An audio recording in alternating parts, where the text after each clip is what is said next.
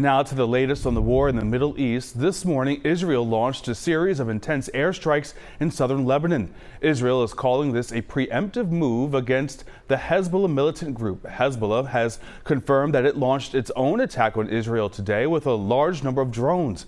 There are growing concerns that fighting between Israel and Hezbollah could trigger a broader regional war and hamper efforts to establish a ceasefire in Gaza. 2 arrests have been made in connection to the deadly knife attack that happened in Germany over the weekend. 3 people were killed and at least 8 others were wounded at a festival in Solingen. Police, they do not believe that either of the people who are in custody carried out the attack, but they do believe that they were aware of the perpetrators' plans. German officials say that they are not ruling out terrorism as a motive for the attack. And on to the campaign 2024, former President Donald Trump received the endorsement of independent candidate Robert F. Kennedy Jr. after he announced he would drop out of the race. This comes as Trump hopes to regain footing in the polls from Vice President Kamala Harris. CBS News correspondent Christian Benavides reports from Miami. Former President Donald Trump and Robert F. Kennedy Jr. joining forces Friday at a rally in Glendale, Arizona. He's going to have a huge influence on this campaign.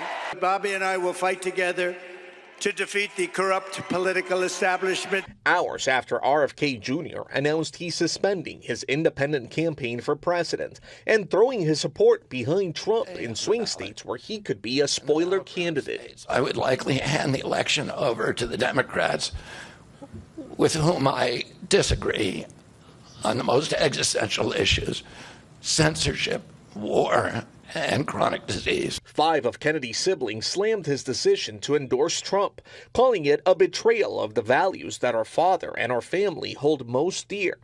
CBS News polling shows Kennedy was generating 2% of the vote, though it's not yet clear where his supporters would now go. The Trump campaign hopes it could make a difference in a state like Arizona, where the former president lost by just under 11,000 votes. This election has a precious, fleeting opportunity to move past the bitterness, cynicism, and divisive battles of the past, a chance to chart a new way forward. The Harris team is hoping to build off the momentum from the DNC with just about 70 days to go until Election Day. Christian Benavides, CBS News.